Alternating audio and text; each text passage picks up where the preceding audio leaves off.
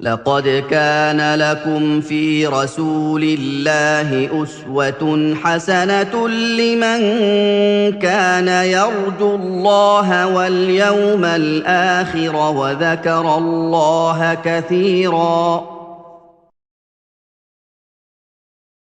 The third characteristic of Ibadur-Rahman, the third characteristic that Allah subhanahu wa ta'ala mentioned in this sequence of ayat that are from the praiseworthy characteristics or qualities of those who worship Him, from those qualities that we ourselves need to be examining carefully, understanding and knowing well so that we can be described with them, is khawfuhum, their fear, wa ishfaquhum, and their apprehension, min adhabin nar, from the punishment of the fire.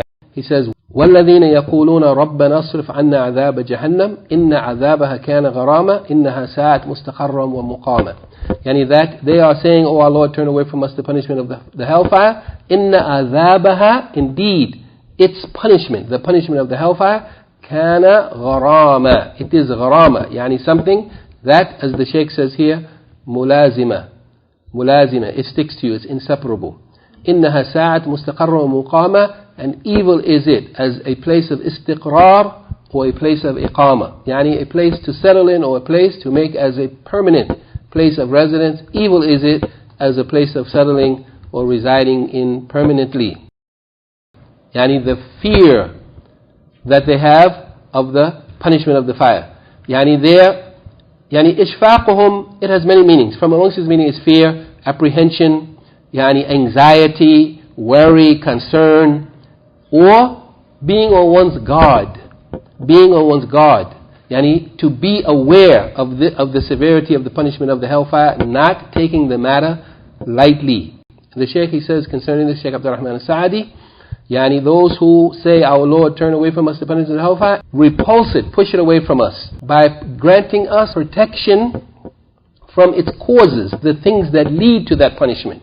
Grant us a protection that will protect us from the causes that lead a person to the punishment in the hellfire, and also forgiving us from whatever we have fallen into, from those things that necessitate or justify us being punished with this punishment.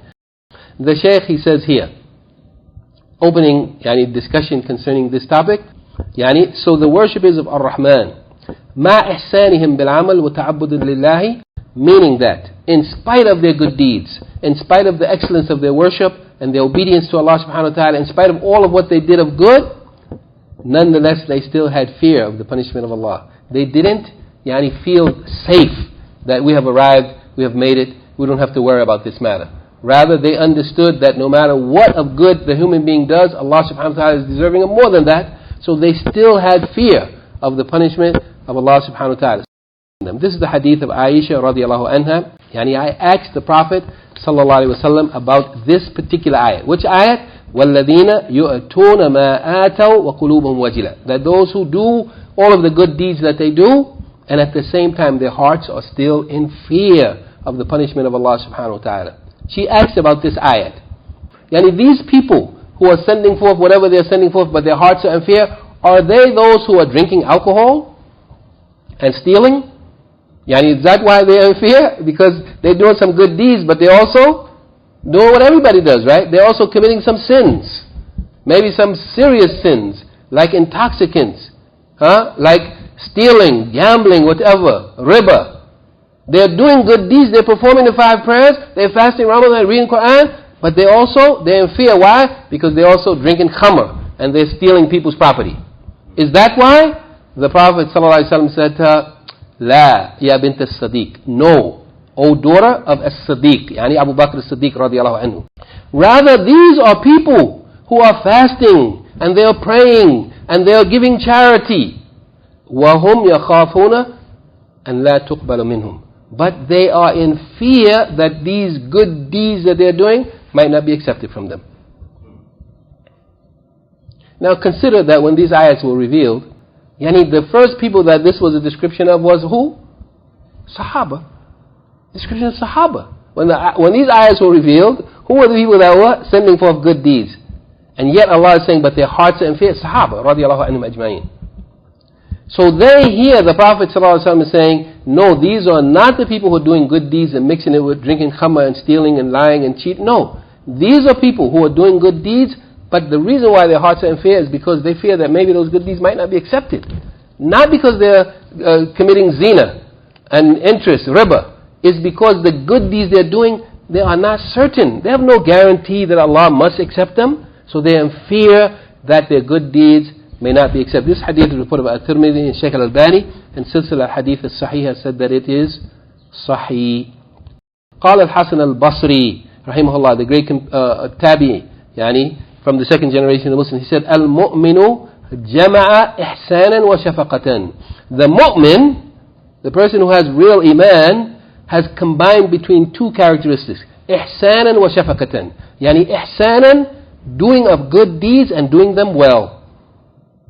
Wa shafaqatan, fear of Allah subhanahu wa ta'ala's punishment, that perhaps the deeds might not be accepted.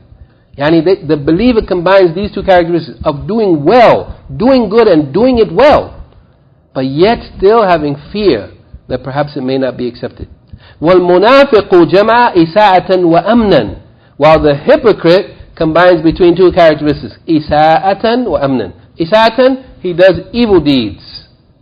And even if he does good deeds, he doesn't do them well. Even if he does good deeds, he doesn't do them well. And yet, he feels safe.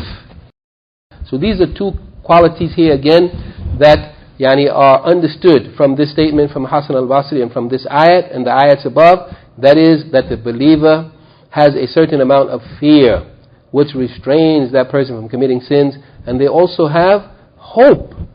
They don't just have fear, but there are two sides, right? They have to have fear and they have to have hope. Hope of the mercy of Allah subhanahu wa ta'ala, which drives that person to do virtuous deeds and to do acts that bring them near to Allah. Hope, this is not a hope that I just hope that Allah is going to have mercy on me. Based on what? No, hope that cause the person to do good deeds, due to which they will earn the mercy of Allah.